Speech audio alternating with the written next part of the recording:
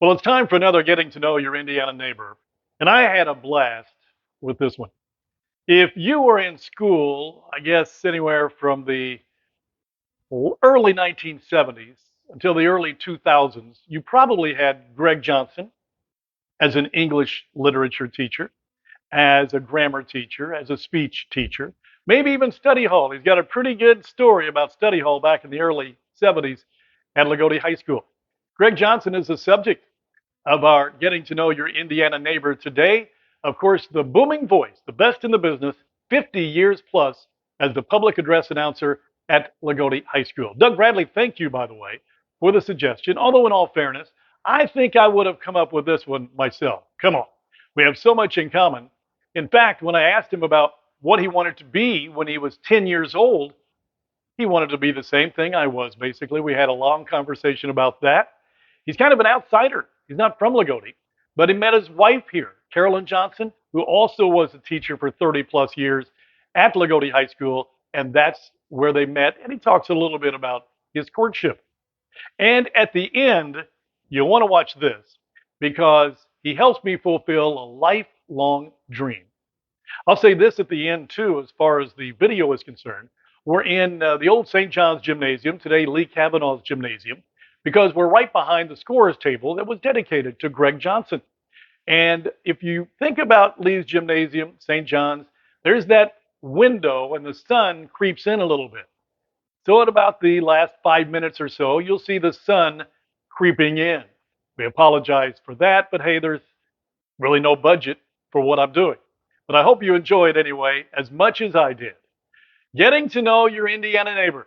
The subject today, Greg Johnson, right now.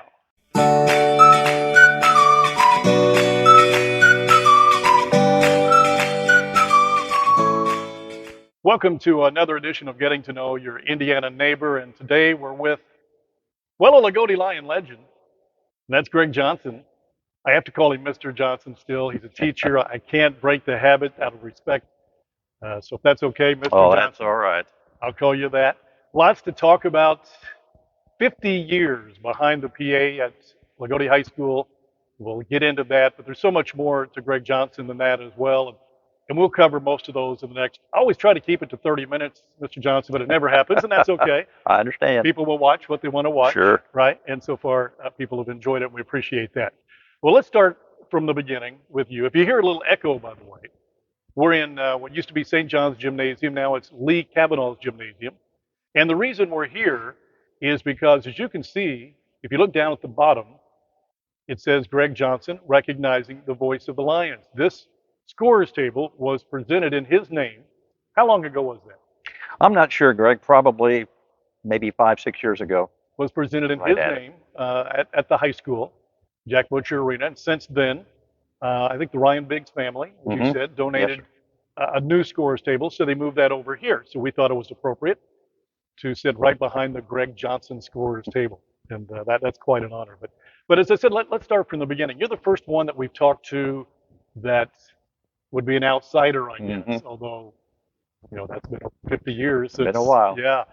But tell us a little bit about where you were born, a little bit about your parents, siblings, and let's go from there. Okay, I was born in Linton, Indiana, and where I was born is now a Wendy's. It was the Freeman Greene County Hospital at the time, All right. but it's now a Wendy's, and you can see it when you're coming in from Bloomfield. I know it up there. well. Okay, that was where it all happened. I'll be darned. Back in '48, I might as well tell it. I mean, and I did not have any siblings. My mother and father were Hubert and Hyla Johnson, and I grew up in Linton. And the first time that I'd ever heard of a Loogootee was when I was looking for a job. Is that right? You're true. And I didn't even know how to get here. So I got a map in those days instead of GPS. Yeah. Wound up here, went down the road, and I asked somebody on the street where the high school was, and he couldn't tell me. He didn't know. So I thought, wow. So anyway, that's kind of how it all started. And I went to Linton Stockton High School, the old high school. It's been demolished now, and a brand new one up there. Graduated in '66, and then went to Indiana State University for 4 years, got my teaching license, put in a couple other years for my master's degree, and then went job hunting. All right. and wound up in Loogootee. All right. Well, let's back up just a little bit. Okay. Your early childhood, growing up in Linton, Indiana. Right. What did your father and mother do? My mother was a beautician, and my father was a plumber and steam fitter. He had different jobs. Matter of fact, he helped to construct the Swit City Sunken Gym over there at WRV now. Yeah. And he did a lot of things like that, and construction was his life. Tell me what 10-year-old Greg Johnson was like. And at that time, what was your aspiration in life if you had any at all? Well, I wanted to be a top 40 disc jockey. No kidding. And I'll tell you why. No kidding. When I was about 9 years old, there was a movie, the old black and white movies, and it was called Mr. Rock and Roll, and it featured a disc jockey who has been credited with coining the phrase rock and roll. Alan Freed was his name, okay? And you and I know that, but nobody else. Obviously, we're talking to some people. But anyway, it showed him in his radio station doing his job, doing the radio show. And I thought, man, I'd like to do that. And it kind of stuck with me. And when I was a kid, one of my hobbies, I look back on it, I guess I didn't consider it a hobby. I listened to the radio constantly, to WLS, WIBC, and all those things. And I listened for the disc jockeys as much as the music. You are preaching to the choir. Those guys had voices. They were entertainers. And would you imitate them? Because I did. I would try to, yeah. Yeah, I would try to. Yeah, but the interesting part about it was one of the first guys, my inspiration to get into radio, besides the Alan Freed movie, was Jerry Baker, who does the championship games. Yes, sirree. And I went up to meet him at WB. I had no idea what he looked like. And you know, you get a picture of somebody in your mind, what they look like. And I asked the secretary if I could meet Jerry Baker, and she's kind of curt about it. She said, "I'll see." And I thought, well, he's gonna say, "Don't bother with the boy." I was about 10. Yeah. He came out, took me up to the studio, showed me around. Nicest guy in the world. Yeah. Talked real softly and everything. And 2 hours later, he was on the air. I couldn't believe it was the same guy. Yeah. Unbelievable. And he's, as we said, he does the championship games for the high school basketball and all that. And as a matter of fact, he's the PA voice of the Indiana Pacers right now. Yeah, basically he was your neighbor growing up in Sullivan. Pretty much, yes, Sullivan, Indiana. Yeah. WBOW. I worked at WPFR in Terre Haute. You didn't I remember that. WBOW was a station at that time, and I'm not. Maybe now. I don't really know. There's so many different that's going on in radio. The old building where I met Jerry Noel there, the station, the Mighty 1230, they called it. And he was such a gracious man. He could have just, 10-year-old kid, he could have said, "I don't want to bother with him, send him home." But he was great, and I never have forgotten that. And he was my inspiration. Well, let me tell you about Jerry Baker a little bit. Very recent. I was up doing the state finals for basketball for North Davies. So it was that recent. And I was in the media room, and Jerry Baker walks in, and he's on his phone or he's doing something, but he's by himself. And here I am, a grown man, thinking, man, I'd like to go up to him and say, "Hey, Mr. Baker, appreciate what you do. Could I get a picture?" And I know he would have said yes. Oh, absolutely. Because I've had occasional interactions with him, but none where I'm bothering him. So I didn't. I didn't do it. I probably wouldn't have either. Yeah. I've been in awe of him. Yeah. But no, that's a great story there. I never dreamed that. I thought you might say an astronaut or something like that. No. Top 40 DJ. I wanted to be one from, gosh, and then to add to that, I got the job here at Loogootee teaching. And in '73, I went over to the old Washington radio station, not the Bullet, the AM/FM split. I think we worked together at one time. I worked there. You did too, WAMW. Yes, sir. And I got a job doing summertime. Do your own records, and you sort of put on your own show instead of babysitting a computer. Put on long enough song that you could walk over the white steamer and pick up a ham and cheese sandwich and bring it back. Many a time. Hope it didn't stick, but I enjoyed every second of it. But I soon realized that if you want to make it in radio, you have to be willing to travel. I read about a guy that had worked in 12 stations in 14 years. If you had a family, you'd have to pull them up all the time and go here, there, and yon. If you did make it to the top, which very seldom do people make it, you made probably six figures, but yet you have to pay your dues. You work 6 months here, you work a year there, bounce around, travel, and maybe you get a shot at it. Likely not. We'll talk about your radio days at WKMD in Loogootee. All right. Okay. So think about what you might want to say there. I'm sure you've got some interesting stories, but let's again back up a little bit. You got the job at Loogootee High School as Hmm. a teacher. What year was that? That was 70, 71. 70, 71. You were Hmm. 22, Yes, sir. 23 years old. Yes, sir. And was it at the high school? Yes, So you were teaching 18-year-old kids.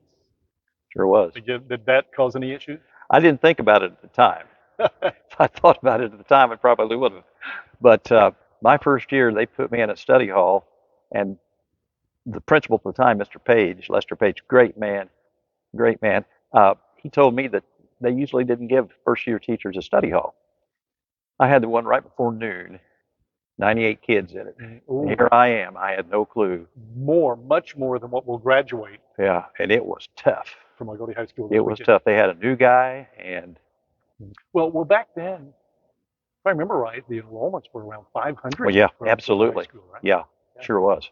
So, And so tell me some of the interesting issues you may have had, especially as a young teacher. Any at all in your interactions with students or other teachers that, or maybe they were mentoring and they were good, and just any thoughts back to your early teaching days? well, I was naive as can be, Hmm. and I'd wear a suit and tie every day, or coat and tie. Right? Did you have to? Nobody told me I did, but I just felt like I should. All right. And now you can see that's changed. That's changed a little bit. Excuse me. But oh, I don't know. Study hall was the one that, well, they wanted to try me. Mhm. I knew that.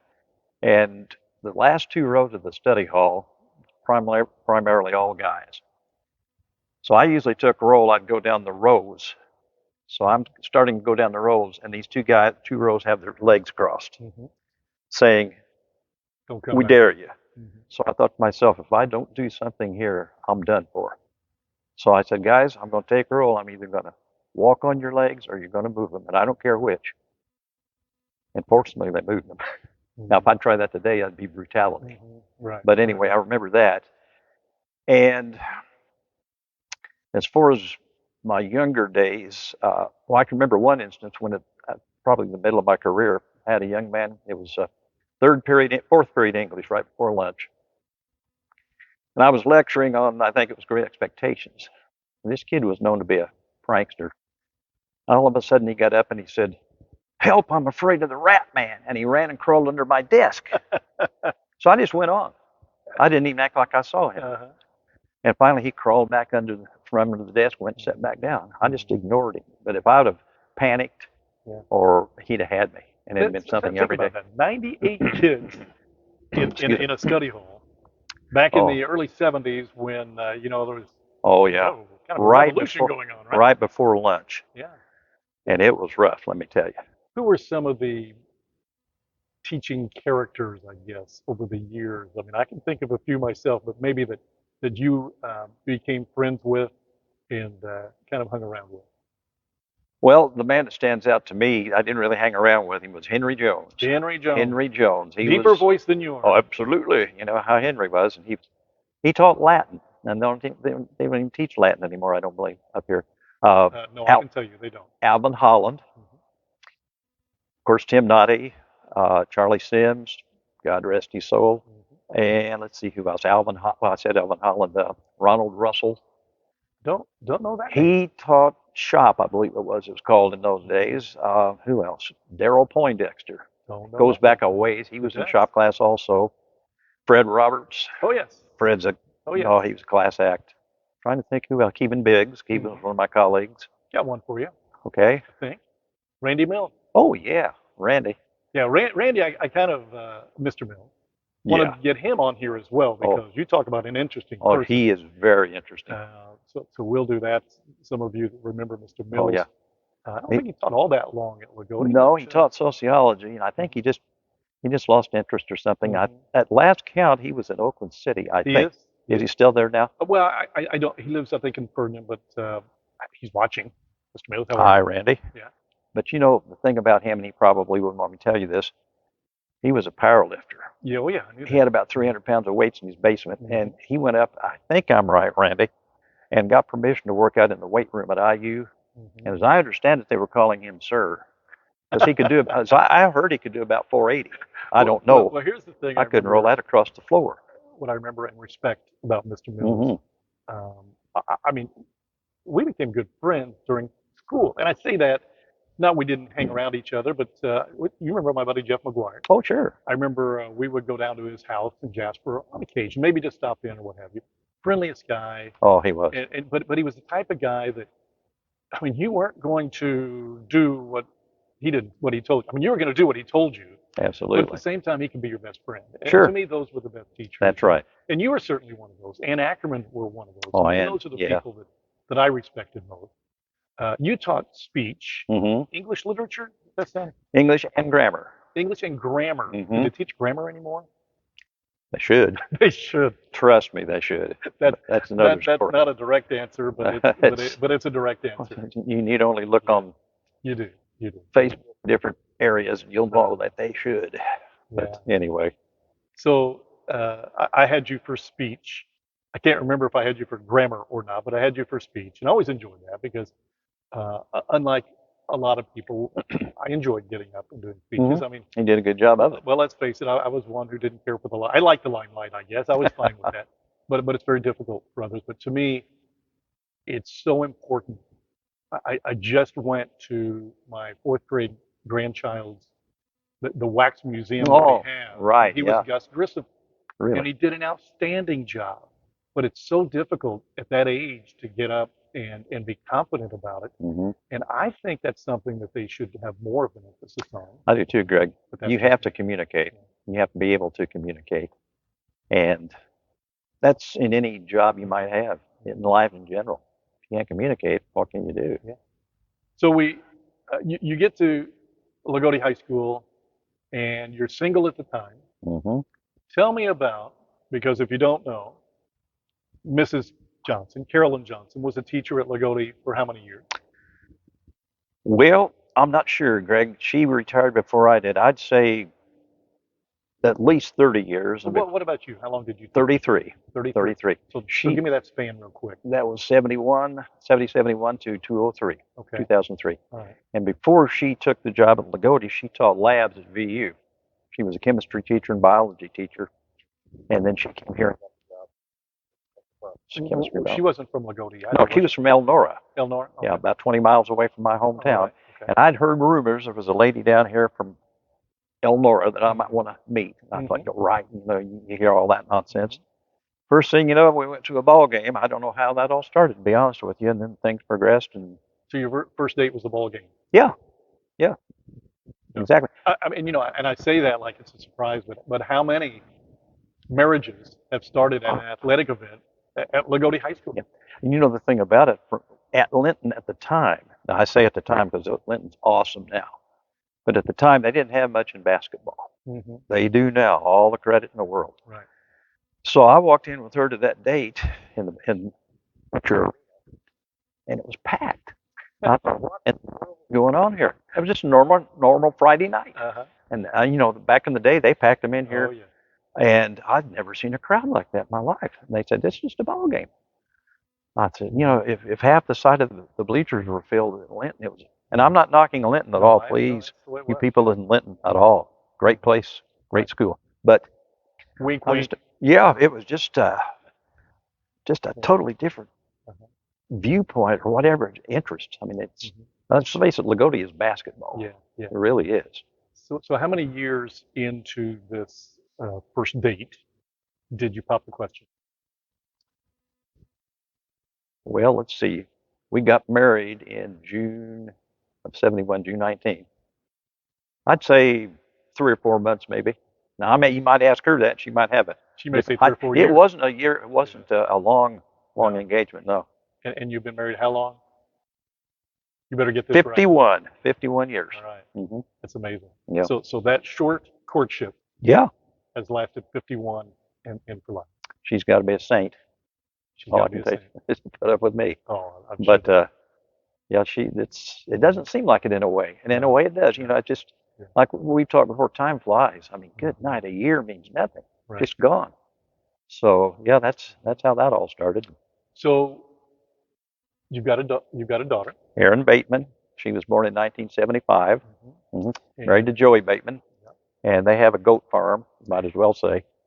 They're either showing, selling, breeding, or whatever. And it's a Are you involved? no, No, not at all. absolutely not. No. Do you enjoy going to the shows? You can Oh do it? yeah, I do because there's an art to showing a goat. Let me tell you, you just don't drag it out on a chain. Yeah. I mean, it's what I do, but there's an art to it. And Then grandchildren come along. oh yeah, I retired in '03, and Delaney was born in '03, so that created a massive fulfillment of a gap there because I don't know why. Well, I made the comment to somebody at my retirement party. Delbert Stahl, rest his soul. Sure. He and I retired, and they had a retirement party for us.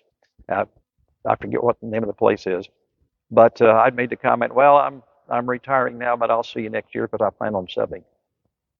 No, I didn't plan on subbing because Delaney was born, and that just filled a void. And her mom and dad. Well, Erin worked at the high school for a while, and then she went to Crane. Joey worked at Crane, and so we saved them a lot of money on babysitting, and we're happy to do it. We kept Delaney for as long as she went to school, and Briley the same way, and that filled a massive void. I mean, it just did. I wouldn't trade that for the world. I mean, how fortunate are you, as we are, to be near Exactly. the grandchildren? Oh yeah. So many people aren't, and I don't know I don't know how they do it. And you hear people saying, "Oh, I'm glad to be glad when a grandkid to go home." Yeah. I don't feel that way. I don't either. They're a blessing. I don't either. And time goes by so fast. I try to treasure each moment that I have. And you know, there are days that you got one nerve left, and they're trying their best to step on it.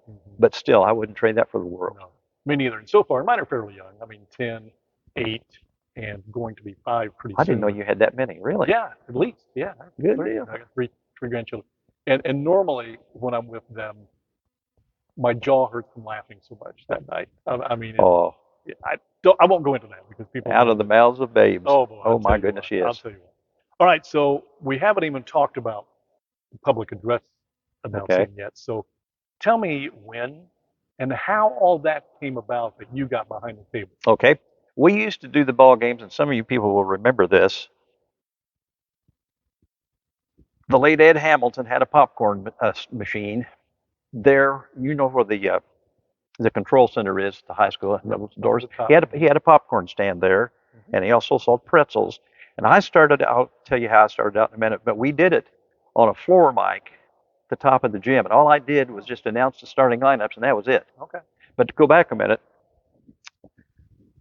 the man who did it before I did was Jim Todd. Everybody knows Jim Todd. I didn't Jim's know. I was going to ask you if there was anybody prior great to that. fellow, a good friend of mine, nice fella. And he did it, and then he either retired or resigned or something, and I'm not sure what the story was. But Mr. Page, Lester Page, was the principal at the time. And I went to him and I asked him, because I was flirting around with the radio at the time, and I said, Mr. Page, would it be okay with you if I could take over the PA job that Mr. Todd, that Jim, he said, I'd be happy to let you do that. He said, I can't think of anything I'd rather not do, because he hated to speak in front of a group.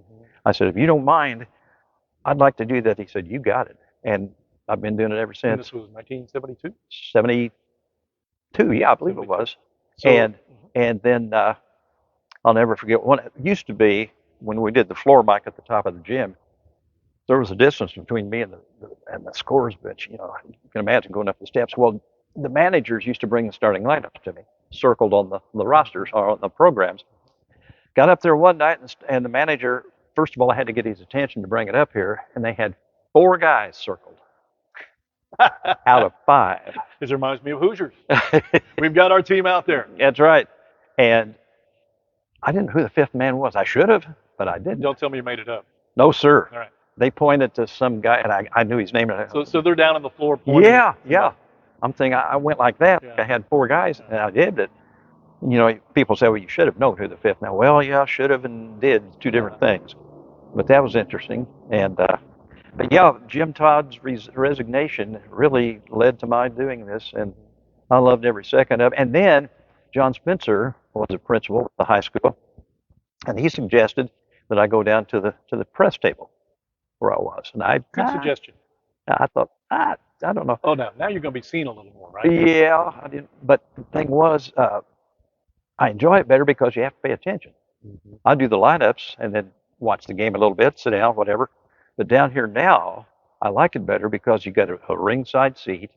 You're on the action. Now you have to take care of what's going on now, if you can. And you miss some of them. I mean, I do.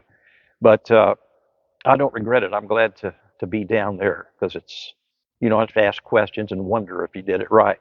And you're right there where the action is. If some controversial play comes up, the ref will come over, tell you all about that. So that first game, 1972. First of all, were you nervous? yeah, as I look back, I had to be. Do you remember the starting lineup? I can name you some players. I don't know if the starting lineup or not. Brian Canada, Paul Bruner. Let me think. 72. I'm thinking Mike Beasley. Mike Beasley, Not Mike. Steve, Beasley, yeah, Dave Steve. Hawkins, maybe. Yeah, exactly. I think Come I on, said Paul you guys Bruner. can help it. Yeah. Well, I remember Brian Canada Paul might have especially. graduated earlier than 72. Yeah, and then of course we had Bill Butcher and Mike Walls and those guys. But yeah, I remember the name Brian Canada. Yeah. And all those guys were great. Don't get me wrong, but I just remember him for some odd reason. I don't know. Yeah. Who knows? But yeah. Brian Canada, the all-time leading boys scorer. Yeah, he wasn't still 50 years later. Yes, sir. Yeah. Any particular games that stand out to you? I know you've done tournament games, particularly when it comes to volleyball, basketball, Loogootee Bar Reeve games. Oh my right? goodness. I mean, yeah. Any particular ones stand out? Not the games themselves, although there have been so many great ball games. The Bar Reeve Loogootee rivalry, my goodness, they're all good. One could be 0-20 and 20-0 and it'd go overtime. But one time we were playing Bar Reeve, and this is nothing against Bar Reeve's community at all, but we had an African American referee, and it was a rivalry. I mean, it was intense that year. And down let's not even say what year we're talking Oh, about. right, okay. Won't even mention anybody's names. Right. But anyway, this guy was a good referee. He'd ref there before. And it was one of those intense games. And under the basket, opposite the tunnel where the basket is, there was I don't know what was going on. There was some plays going on. All of a sudden, this little referee stopped like that, teed. And normally when they do that, excuse me, they'll run over to the scorer and tell them, what happened. He ran straight at me, and his eyes were flaming. I thought, I didn't do anything. He said, you tell those people right now that profanity of any kind will not be tolerated by the IHSAA, and if I have to clear that whole section out, I will. Yeah. You know what I'd be saying? What? What was that? I got to say what? Well, usually I write down most of what I have to say so I won't fumble it. Yeah. I didn't have any time to write anything down. No. So I did. And they got the guy that said it. And I have to believe it was a slur, to say the least. And they carted him off. He walked out so proud. I thought, yeah. But you announced to the crowd. Yes, I did. I did what that man said. Now, Coach Butcher, of course, roamed those sidelines. I have to think that he was the reason they put in the box where the coaches have to stay, although that's gone now, I guess. Yeah. But I'm sure he came up your way and muttered a few things every now and then. Anything memorable there? Not really, Greg. No? As noted as he was for intensity, I don't remember anything specific that he said that's out of the ordinary for a coach, So of all the games that I remember you doing, and like I said, all the Bar Reeve games, the one that stands out to me, you're not going to believe that, is a Loogootee girls game against New Harmony, regional. I think it went 3 overtimes. I'm going to say 2004. It was Jesse Devine, Ashley Fraley. And the reason I remember it is because time after time after time, all I remember is Greg Johnson saying, basket by Fraley, basket by Fraley. Oh, she was good, yeah. And it was just intense. You almost want to record it and just play it over and over because she was on fire. You do. And she was Ashley a good, was great player. Great ball player. So sometimes we forget about that side of it, but that's what I remember from Greg Johnson's mom. What about flubs? I mean, I'm sure there had to have been some that maybe we didn't even notice, but you're kind of looking around and anybody notice that? You're not going to be able to think of any, are you? I mean, of all these names that you couldn't pronounce, maybe? Well, I remember Washington Catholic's girls had a foreign exchange student, and her last name started with a P and ended with an L. Now, I'm not sure there were any vowels. No. And I asked the scorekeeper, how do you pronounce this? He said, I don't have a clue. So I always thought if you say anything with authority, 50% of the people will buy it. So Yeah. I don't know whether I blew her name or not. Or just blur it, right? Like, Yeah. Oh yeah. yeah, Paula Pig, Yeah. Yeah. something like that. I've gone down to the scores bench, and I'll ask you, do you know the pronunciation? hmm Somebody give it to you, and if it's something like that, I'll forget it by the time I'm back up to that's just the way it goes. You do the best you can, right? Well, I learned a long time ago, never assume. Not even with a name like Matthias. I say that because I remember at the volleyball state finals, they pronounced Stacy Matthias's name Stacy Mathias. And Greg, in my opinion, there's no excuse for that when you can go right over here to the scorekeeper and he can tell you. Yeah. And you got Mathias and Matthias. Yeah. And how in the world do you get Loninger out of Lingatcher? Yeah. Or what it looks like. You If you don't. didn't know You it, don't unless you it's ask. true. And Yeah. you got to ask. And I especially find myself walking over to the scorekeeper anymore just to run down all the names because you never know. That's Yeah, exactly right. the different spellings and this, that, and the other. But not just basketball, No. obviously. No. Volleyball, Oh yeah. softball, baseball, graduation, Oh yeah. Grand March. proms. Grand March. I, by the way, subbed for you one time for prom. Tornado warning that night. Evacuation. I was probably under the basically. bed someplace or No, in the basement. you were you were in Tennessee or something. Yeah. Okay. I remember that now. Yeah. Yeah. But I thought, boy, they'll never ask me back again, and they haven't. Oh, I doubt that. They haven't. Well, I wouldn't. There's no way I would do what you do because I don't know basketball that well. I can't present it on the air that well. Mike Wagner and you are one heck of a tandem. Well, thank you, but you've never. That wasn't even a thought. No, sir. Broadcasting for sports. No, you cannot fake out a basketball fan, especially in Indiana. You either know it on the air or you don't, and you guys, you got it down to a science. So, well, no, I wouldn't do what you did or do. No way in the world would I do that. I appreciate that. Let's talk about your time in radio in Loogootee. There was a station prior to WRZR. Dave Harris owned it. Yes, sir. Sure did. WKMD. WKMD, named after his daughters. That's right. Yeah, and wasn't that in the old Hassler's? Yeah, the Hassler grocery store right there on the corner. The building's not even there anymore. Yeah, not while the store was going on. No. It was after. No. But I know that was interesting times because there wasn't much of a budget for radio, right? But what's some of your memories of doing radio? Well, first of all, this wasn't what you thought of when you were 10 years old, right? Pretty much. Well, you thought of Chicago. Oh yeah, Chicago. I couldn't get in the door in Chicago. Grocery store in Loogootee. No. Yeah. But like I say, if you want to keep a job in local radio, it's possible to do it unless you have conduct problems. But if you want to make it to the big times, you're going to have to travel. Now, I'm not a traveling guy. I'm a homebody.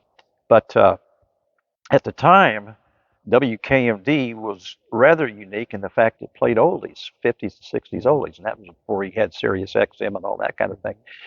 And Dave Harris had talked to me about coming over here from the old Washington station. And I said, well, I don't know, Dave. I said, he offered me whatever shift I wanted. I told him I was making over at the Washington station, which was not that great, in all honesty, but for part-time it wasn't bad. He said, I'll match that. So, okay. So he offered me the shift, and I took the early morning shift. Always was an early morning person. And that was from about 5 o'clock till 10, I think it was. And I got to play my era of music, 50s and 60s. And I worked there from about, I think it was 86 to about, late 80s. I'm not sure what it was. And then I decided to hang it up. And but what I liked about it was I still had my PA job. That kind of kept my foot in the door. It's about a notch down from radio and still do mic work. And so that's how that all happened. But yeah, that's David Smith, Coach Smith. King Mania, yes sir, Sunday nights.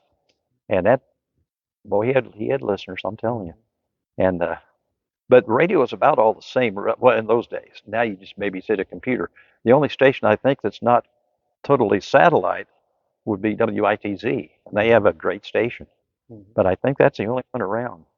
That they'll start out like Washington. Will start out locally with I think Dwayne Shake or whoever. And then I think they go into satellite in the afternoons. I'm not sure about that. So Dwayne. Yeah, a little different back then. Yeah. Oh yeah. Did you? You said you played your own music. If they didn't have the music, would you buy it?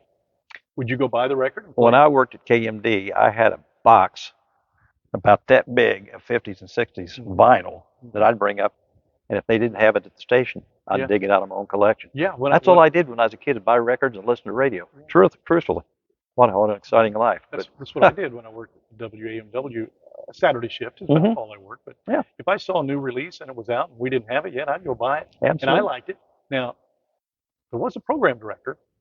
I don't remember him saying anything to me about that, but you couldn't do that too often. No, a lot of times in bigger stations, if you don't stick right with the playlist, Oh, you're yeah. gone. Yeah. Mhm. So, what else do we need to know, or that you want to get off your chest about Greg Johnson? Oh, gee. I know, Greg. I've enjoyed teaching. I've enjoyed the PA, enjoyed the radio work. A lot of nice people in Loogootee. Good faculty, good staff, good schools, and really, there's nothing, and I really, literally want to get off my chest. 50 years. I couldn't have asked for to turn out any better in terms of my fortunes here and all that. I don't mean that as a boast, but people have been so good, so receptive, and even in anything, they'll come together in a crisis, whatever it might be.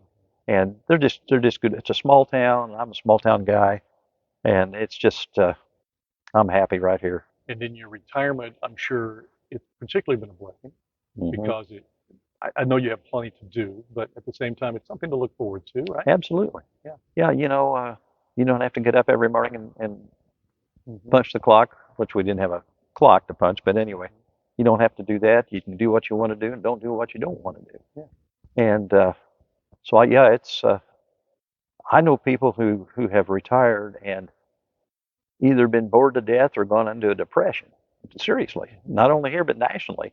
And I don't feel that way at all. I have no problem sitting there with a remote, flipping channels. Right. That's So you're going into your 51st year. So you almost skirted by 50 full years without the recognition of that 50 years. And Greg Johnson is somebody who likes to fly under the radar. And you thought he was going to make it.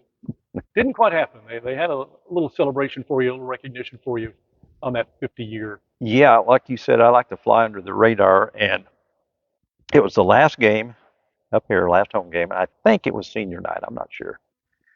And I thought, oh, they got senior night.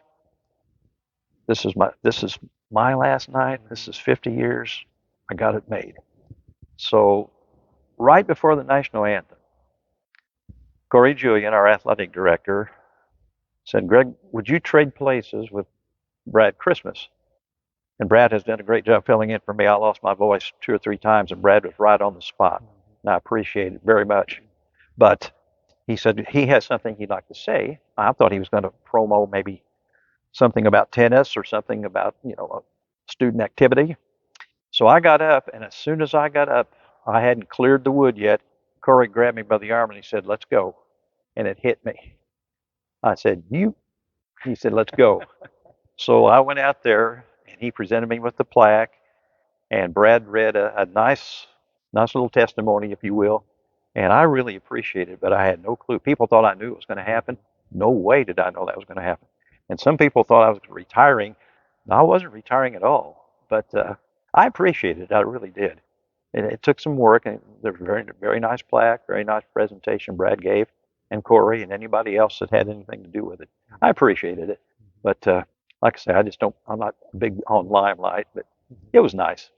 Well, I'm sure expect one after 75 years, right? So Hope so. That. Well, that kind of leads into my maybe. final question, maybe. Okay. How much longer will you be the voice of the Lions? As long as I can. As long as I have mental health, physical health, and as long as they want me. And a voice. Well, yeah, that's true anymore. Yeah, I have no plans to retire that I can foresee. But you like to say, you never know. Well, you know a lot more about Greg Johnson, I think, than what you did before, but I'd like for you to help me fulfill a lifelong dream. Could you do that? I'll try. All right. Well, I got a prop here. Could you put that right in front of you? And could you read?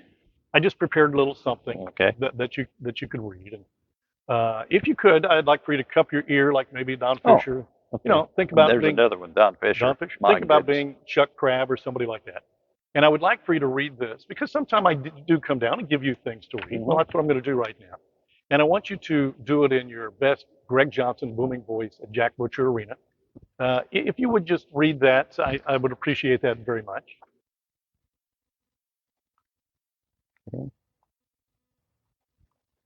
You can read it out loud, Yeah. that voice. Oh, Yeah, oh yeah, oh yeah, yeah. Starting at guard for the Loogootee Lions, he's the all-time leading scorer in Loogootee Lion history. More points than Leslie Van Hoy and Brian Canada combined. 6'2" and eyes of blue. Number 1, Greg Bateman. Thank you, thank you. Quite all right. Yeah, that wasn't over the top, was it? Oh no, No, not at all. No. I remember it well. Yeah, well, actually I was 5'8" and didn't have any talent, and I didn't even have blue eyes. Don't have blue eyes, but Thanks for a good run. But yeah, so take that, Van Hoy and Canada combined. Did you hear that? Yes, sir. But I no, wouldn't lie to you. I never got my name announced like that, so now I have by Greg Johnson in front of the Greg Johnson scores table. So my life's complete. Your life complete. Yeah, I'll tell you what now. Nothing more to live for. Nothing more, except for the grandchildren. Yes, exactly. We'll do that. Greg Johnson, thank you so much. Thank you, Greg. I appreciate it so much. The And, work you're doing with this program that you have. It's great. It's a blast. I bet it is. It really is. And again, we thank people for the suggestions. Absolutely. Doug Bradley suggested you. Doug, yeah. Although in my little intro, I told Doug, in all fairness, I would have come up with that idea myself at one time or another. That for sure. Oh, Doug and I go back a ways. He knows we do. Yeah. So he'll enjoy this. I'm sure. Yes. And I hope you enjoy this. And we've got plenty more where this came from. We hope that you'll share these. They'll be on YouTube. They'll be on Facebook. And the voice of the Loogootee Lions right there for 50 years and counting, Mr. Greg Johnson, getting to know your Indiana neighbor. Thank you so much.